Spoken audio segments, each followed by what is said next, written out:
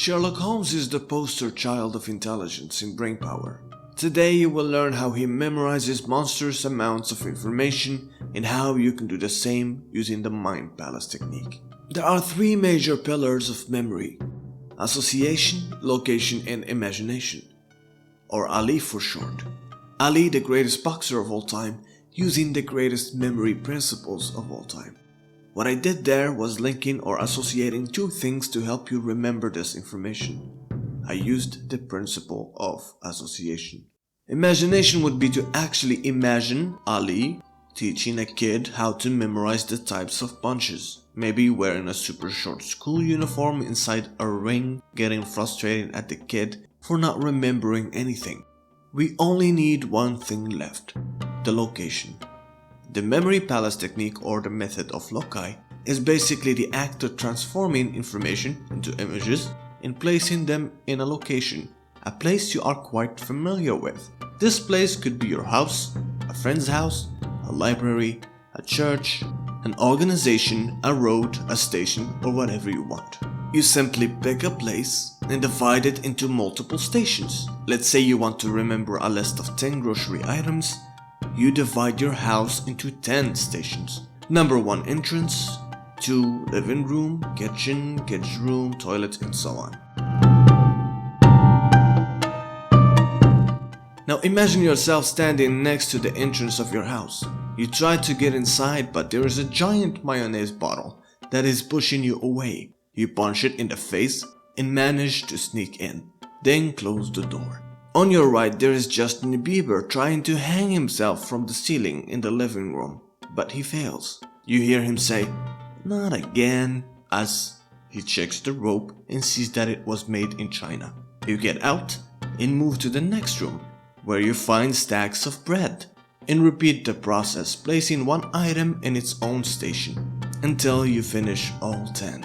Then close your eyes once more and imagine yourself going through the journey, starting from station number 1 all the way to station number 10.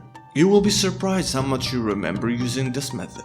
World memory champions use this technique as the cornerstone of their strategy, and they win. You can use it to remember vocabularies of current or foreign languages, bank accounts, entire decks of cards, even entire books, if the journey of the Memory Palace has enough stations. The origin of this method goes back to 300 BC, and it was used by a famous poet by the name of Simonides of Ceos.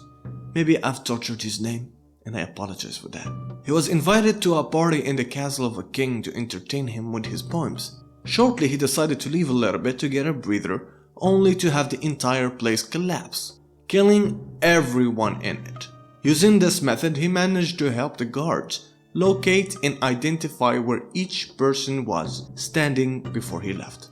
I personally use this method to learn both trivial and important information. I advise you to use something you have always wanted to remember to make the task more engaging and intentional.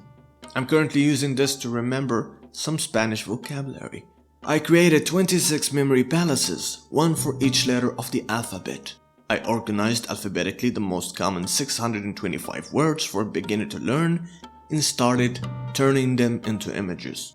The key is to link the meaning of the word with the actual word. So I picked the letter C from my house. To remember the word for pig, which is cerdo, I associated it with another word that is close to it, which is cerdón in my native language. Cerdón basically means horse. So I imagine a pig wearing a horse-shaped suit for a Halloween costume. A pig pretending to be a horse. Last thing is to place it next to the entrance of my house, which is station 1. I did the same thing to the other words and voila, they were easily encoded and stored for a very long time. It is important to note that I have drafted all 26 memory palaces on paper, which is something you should do, and specified the stations and their number beforehand, so you don't forget the location of each specific word. Pick something useful and relevant today to memorize if you want to make this memory technique a habit of yours. After your brain stores the information into long-term memory, your mind palace will be free to use for something totally different. Any place can be a memory palace, so explore throughout your city or town or whatever, and don't be cheap with your education. Now I'll share with you something cool you can try and memorize, if you want.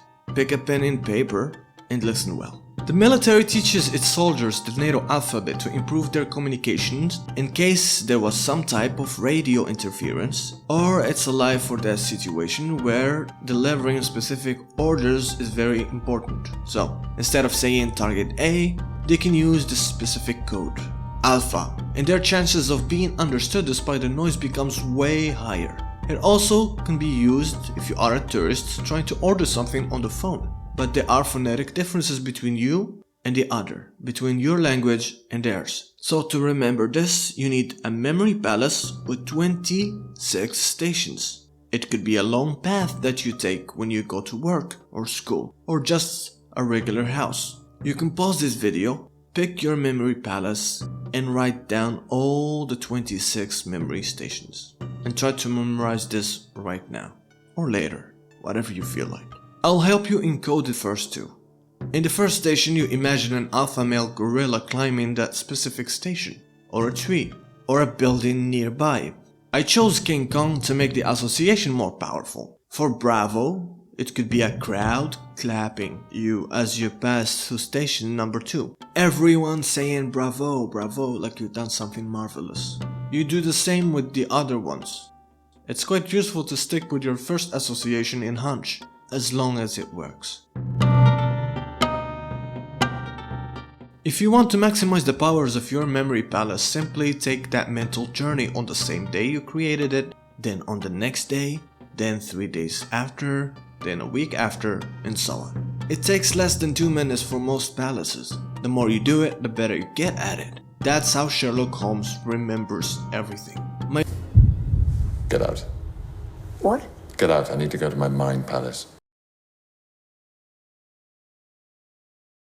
My favorite trick using the memory palace is learning to remember an entire deck of cards, but that's perhaps something for a different video. If you want to explore the practical art of memory, there is a short book by the 8th Times memory champion Dominic O'Brien in the description below.